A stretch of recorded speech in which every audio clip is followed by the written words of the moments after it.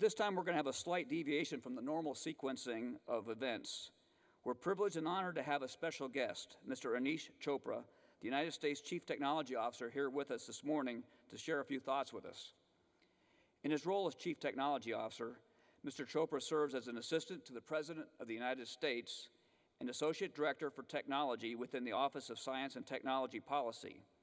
He works to advance the President's technology agenda by fostering new ideas and encouraging government-wide coordination to help the country meet its goals, from job creation to reducing healthcare costs to protecting the homeland. Please join me in a warm welcome for Mr. Aneesh Chopra.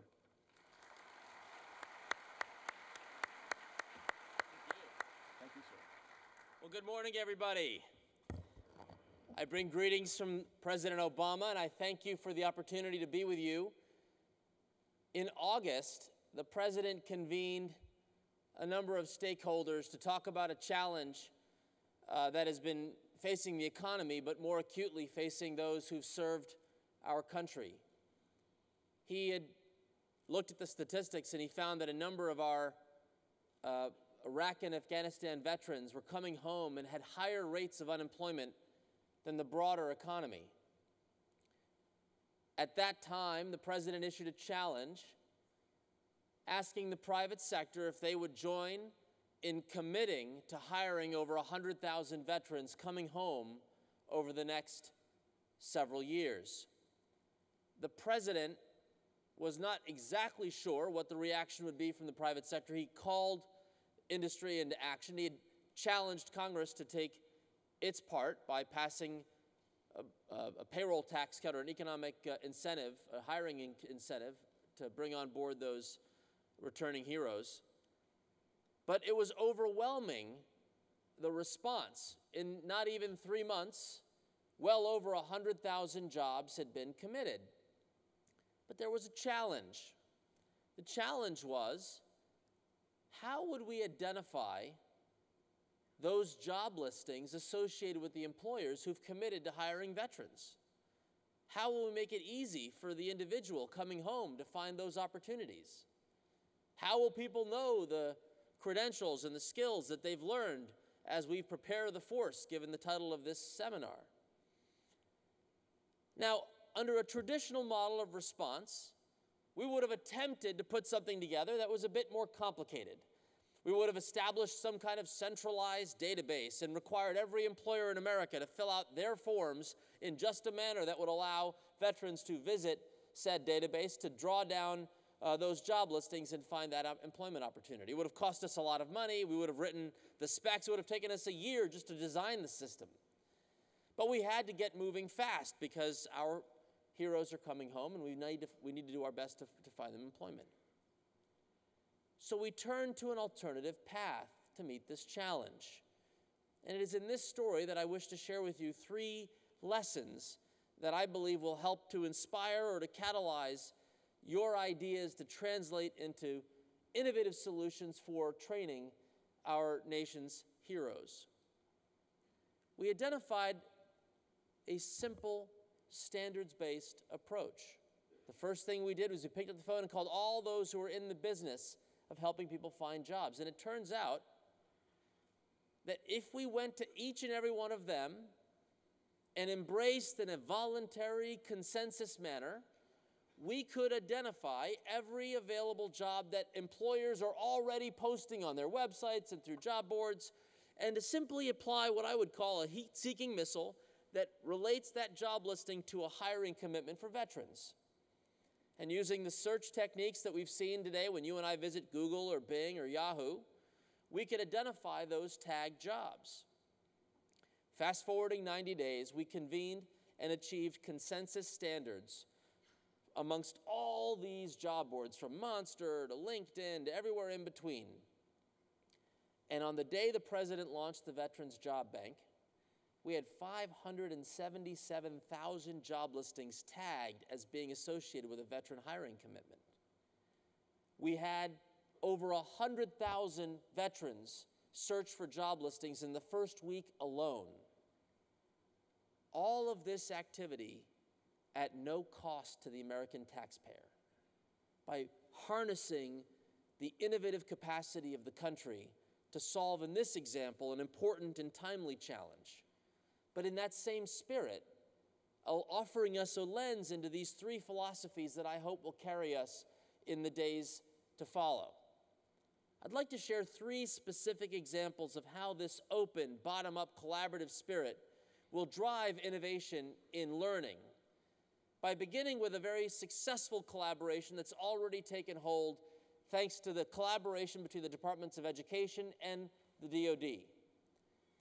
Under the leadership of our cabinet secretaries, we've launched a flagship open government initiative to ensure that all learning material on the web can be similarly tagged and discoverable by teachers, students, and everyone in between. The Learning Registry is live today with content that's tagged in the very basic manner. Tell me a bit about what this learning object is on the web, this game, this app, this resource. How does it relate to the skills that we would like to train our young people on? How often is this particular resource used, and by whom, and for what purpose? All of this information is knowable. It just had not previously been discoverable to those who needed it. My first challenge to everyone here today is to embrace this open collaboration, to adopt that learning registry in the work that you do to ensure that the information you're providing to our heroes is available to those for remixing and remashing and repurposing so that they can get new and creative approaches to ensure that they're trained to meet the challenges of our day. All of it's freely available at learningregistry.org. Second, it is important for us to embrace the research and development capacity of our great country. A lot of what led us to where we are today has been the tinkering, the creativity sparked by research and development, the cornerstone that led us through DARPA to provide the internet, or GPS, or any one of a number of great technologies that have now become part of our daily lives. So in this second challenge, I hope that we will embrace the key elements that will drive accelerated learning, digital tutoring. The president, in his speech he delivered at Tech Boston, called for a digital tutor that would be as effective as the world's best personal tutor and as engaging as the best video game. It is that research and development activity that we think has great potential in learning, and that's why earlier this year the president, in his State of the Union, called for a brand new ARPA for education, building on the great work done in our nation's military to think creatively about how to, in this example, how to bring, through education dominance, Navy recruits who in less than several months could outperform those with 7 years experience in IT networking skills on our nation's ships. So take great care in thinking about opportunities for research and development. What are the sparks that are in your mind and the opportunities to deliver on that change?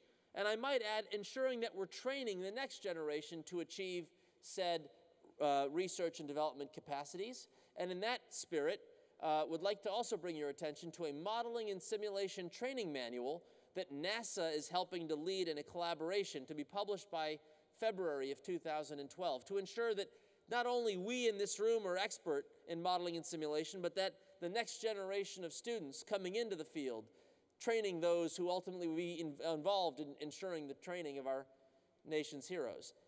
That physics modeling and simulation flexbook will be released in collaboration with NASA and other stakeholders. Third principle, I believe it's absolutely essential that we embrace the gaming dynamics in our learning pathways. And you're seeing this today. I hope all of you have been to the Serious Gaming Showcase, or you plan to be as the days evolve. In fact, one of our staff at the White House, Constance Squire, is actually here. She might be in the room today. She helped on our end convene for the first time ever an interagency specifically focused on how would we bring gaming principles into learning. And that activity is just getting started. We've begun with prize contests and challenges in collaboration with the private sector, and have already seen some terrific early results. And right now, there's an active competition through Mozilla and the MacArthur Foundation, Badges for Heroes. Help us identify new and creative ways to ensure that our returning veterans coming home looking for those jobs can find them by accessing, by new and creative ways of identifying their talents and communicating them through these badges concepts. Again, I would encourage all of you to participate in our Badges for Heroes efforts. But I'll end with this final observation.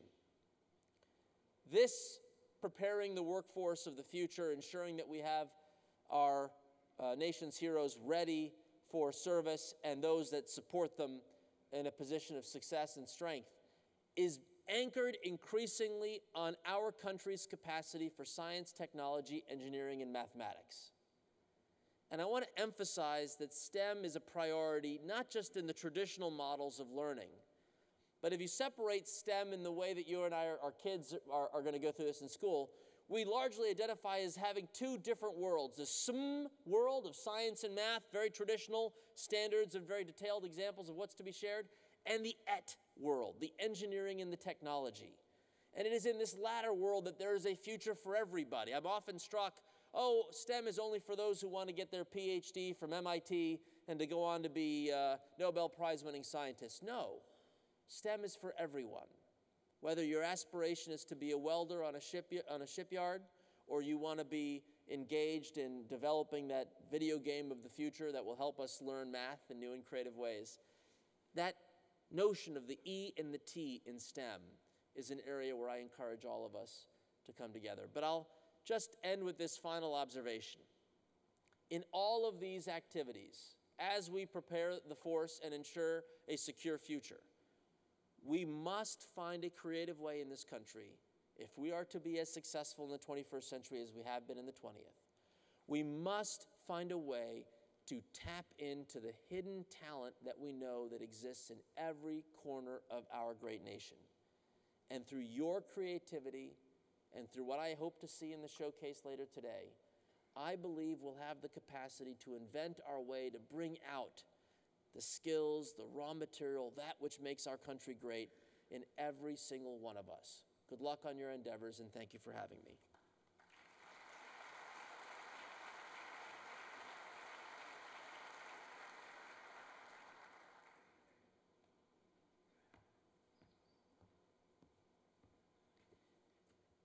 Mr. Chopra, thank you so much for taking time out of your busy schedule to spend some time with us today and sharing your remarks. It's great to see how much at the national level that we're getting this national simulation and training. Also, our remarks are our technologies are very similar, and it's great to hear about STEM.